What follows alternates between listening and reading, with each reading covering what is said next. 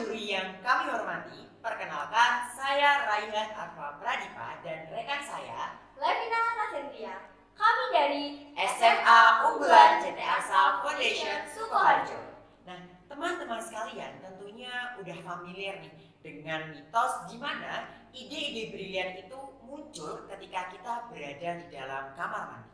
Nah, maka dari itu kami tertarik untuk melakukan penelitian dengan mengangkat judul Kamar Mandi The Perfect Place for Study. Hal yang melatar belakangi kegiatan penelitian kami adalah yang pertama, adanya kebutuhan belajar bagi setiap manusia. Nah, salah satu faktor belajar yang paling penting ialah mood. Tentunya diperlukan mood yang baik sebelum kita belajar.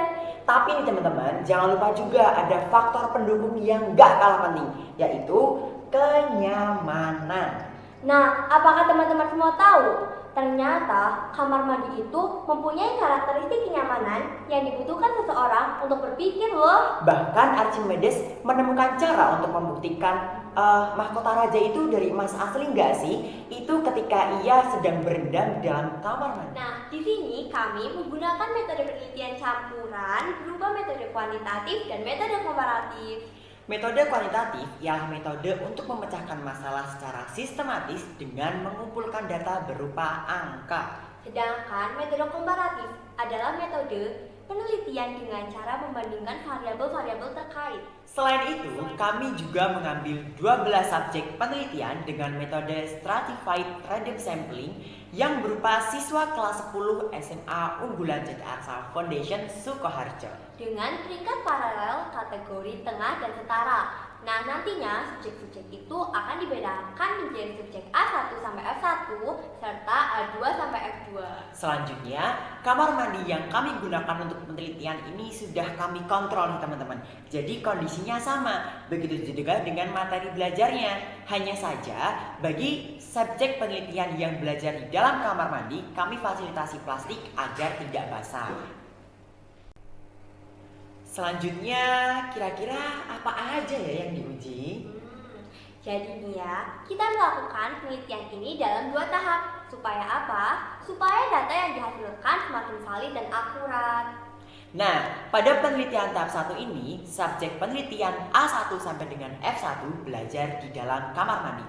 Sedangkan subjek penelitian A2 sampai dengan F2 belajar di luar kamar mandi. Kemudian pada tahap 2, sampel A2 sampai F2 belajar di dalam kamar mandi, begitupun juga dengan sebaliknya. Nah, peningkatan nilai subjek penelitian inilah yang nantinya akan kami analisis. Akhirnya nih, kita udah sampai di hasil dan pembahasan. Check it out! Sebelum kami menganalisis data ini, kami telah melakukan uji prasyarat, yakni ada uji normalitas dan uji homogenitas. Nah, first of all, ada uji normalitas. Uji normalitas adalah uji yang digunakan untuk mengetahui apakah barang data normal.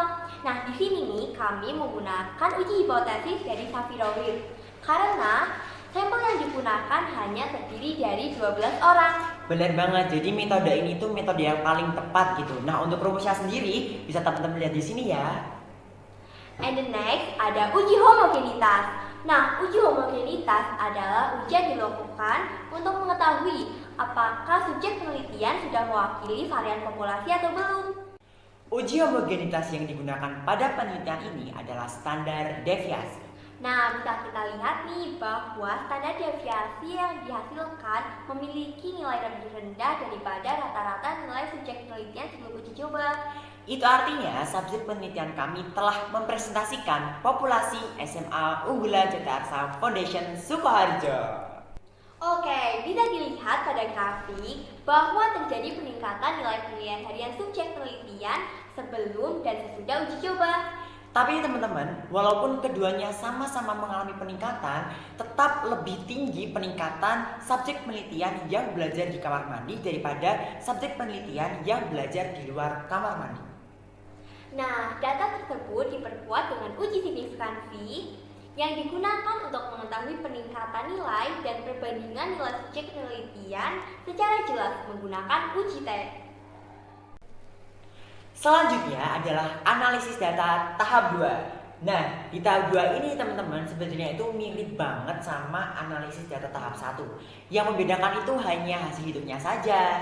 Nah, di sini nih terjadi pertukaran tempat belajar, di mana sampel A2 sampai F2 belajar di dalam kamar mandi, sedangkan sampel A1 sampai F1 belajar di luar kamar mandi.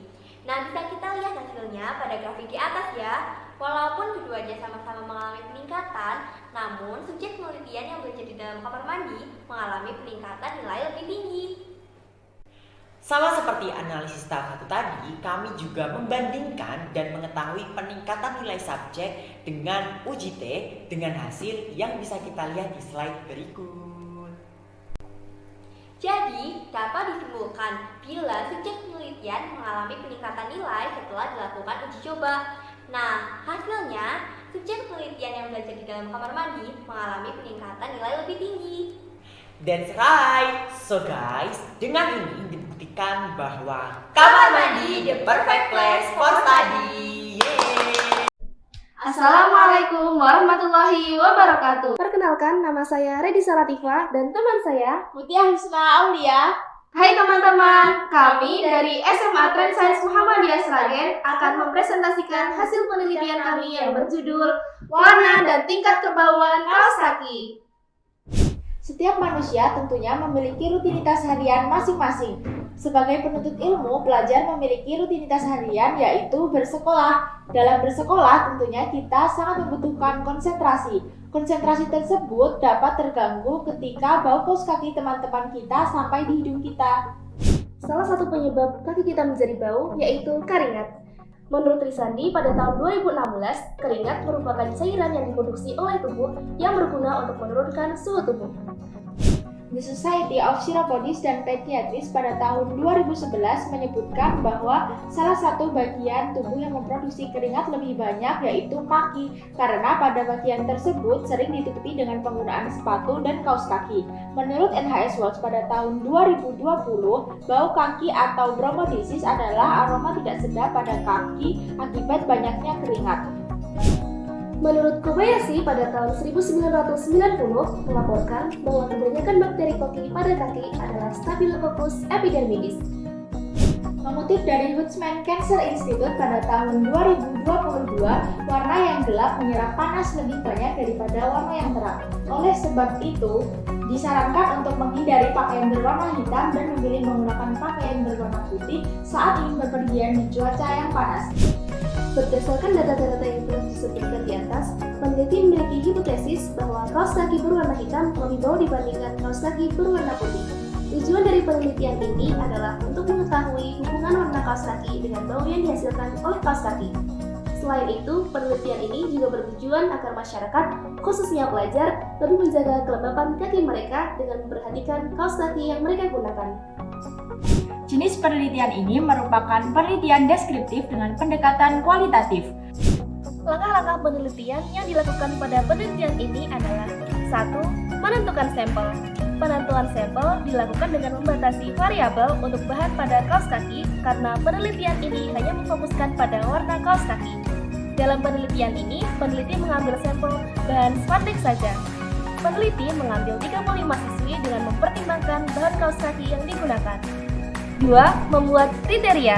Pada penelitian ini, peneliti membuat kriteria sampel merupakan kaos kaki sekolah berwarna hitam sebanyak 35 pasang dan putih sebanyak 35 pasang dengan ketentuan jarak pakai 2 hari dari pukul 7 hingga pukul 1 waktu Indonesia Barat.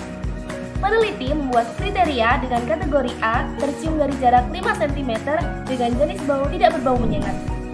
Kategori B tercium dari jarak 10 cm dengan jenis bau berbau menyengat, dan kategori C tercium dari jarak lebih dari 15 cm dengan jenis bau sangat berbau menyengat. Ketiga, mengidentifikasi sampel berdasarkan kriteria. Pertama, peneliti memilih sampel berdasarkan kriteria bahan kaos kaki dengan jumlah 35 pasang untuk masing-masing warna. Selanjutnya, peneliti mengobservasi secara langsung bau kaos kaki sampel dengan cara mengendus bau kaos kaki responden. Hasil dan pembahasan. Berdasarkan diagram pada gambar 1 di atas, banyaknya responden dengan kategori kaos kaki hitam lebih menyengat berjumlah 29 responden. Dengan kategori bau konstan sebanyak 5 responden dan dengan kategori kaos kaki putih lebih menyengat sebanyak 1 responden. Keempat, melakukan analisis data. Data yang diperoleh pada penelitian kali ini adalah data bau kaos kaki pada jarak yang telah ditentukan sesuai kriteria.